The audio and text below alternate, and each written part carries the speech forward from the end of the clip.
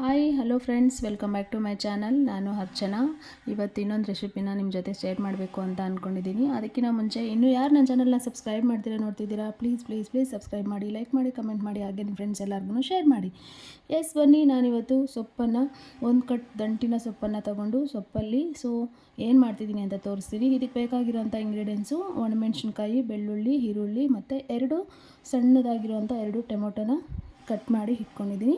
First ಸೊಪ್ಪನ್ನ ನೀಟಾಗಿ ತೊಳೆದು ಕಟ್ ಮಾಡಿ ಇಟ್ಟಿದ್ದೀನಿ. ಈಗ ನಾನು ಒಂದು ಕುಕ್ಕರ್ನ ಇಟ್ಟಿದ್ದೀನಿ. ಕುಕ್ಕರ್ಗೆ ಒಂಚೂರು ತುಪ್ಪವನ್ನು ಹಾಕಿಬಿಟ್ಟು ಅದಕ್ಕೆ ಜೀರಿಗೆನ ಸ್ವಲ್ಪ ಜಾಸ್ತಿನೇ ಹಾಕ್ತಾಯಿದ್ದೀನಿ. ಯಾಕೆ ಅಂದರೆ ಸೊಪ್ಪು ಅಂದರೆ ಜೀರಿಗೆ ಇರಲೇಬೇಕು, ಅಲ್ಲಿ ಮೈನ್ ಇಂಗ್ರೀಡಿಯೆಂಟ್ಸೇ ಅದು. ಮತ್ತು ನಾನು ಒಣಮೆಣ್ಸಿನ್ಕಾಯಿ, ಬೆಳ್ಳುಳ್ಳಿ, ಈರುಳ್ಳಿ ಮತ್ತು ಟೊಮೊಟೊನ ಹಾಕಿ ನೀಟಾಗಿ ಫ್ರೈ ಮಾಡ್ಕೊತಾ ಇದ್ದೀನಿ.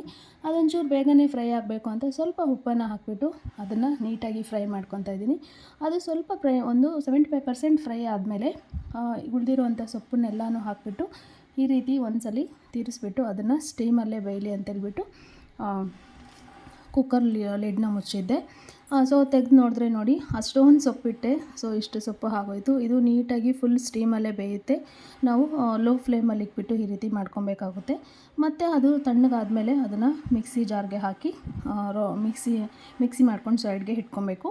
ಆಮೇಲೆ ನಾನು ಒಗ್ಗರಣೆಗೆ ಬೇಕಾಗಿರೋದು ಸ್ವಲ್ಪ ತುಪ್ಪ, ಸಾಸಿವೆ, ಈರುಳ್ಳಿ, ಕರಿಬೇವು ಸೊಪ್ಪು ಹಾಕಿಬಿಟ್ಟು ನೀಟಾಗಿ ಅದನ್ನು ಒಂಚೂರು ಫ್ರೈ ಮಾಡಿ, ಈಗಾಗಲೇ ನಾವು ಗ್ರೈಂಡ್ ಮಾಡಿ ಇಟ್ಕೊಂಡಿರೋವಂಥ ಸೊಪ್ಪು ಚಟ್ನಿ ಏನಿದೆ ಅದನ್ನು ಹಾಕಿಬಿಟ್ಟು ನೀಟಾಗಿ ಈ ರೀತಿ ಮಾಡಿದ್ರೆ ತುಂಬ ಅಂದರೆ ತುಂಬ ಟೇಸ್ಟಿಯಾಗಿರುತ್ತೆ. ಡೈಲಿ ನಾವು ಒಂದೇ ರೀತಿ ಮಾಡೋ ಬದಲು ಈ ರೀತಿ ಡಿಫ್ರೆಂಟಾಗಿ ಮಾಡಿದ್ರೆ ತುಂಬ ಚೆನ್ನಾಗಿರುತ್ತೆ ಅಂತ ಹೇಳ್ಬೋದು. ಇಷ್ಟು ಫ್ರೆಂಡ್ಸ್, ವಿಡಿಯೋ ಇಷ್ಟ ಆಗಿದ್ದರೆ ಪ್ಲೀಸ್ ನನ್ನ ಚಾನಲ್ನ ಸಬ್ಸ್ಕ್ರೈಬ್ ಮಾಡಿ. ಸಿಗೋಣ ಮುಂದಿನ ವಿಡಿಯೋದಲ್ಲಿ. ಅಲ್ಲಿವರೆಗೂ ನಮಸ್ಕಾರ.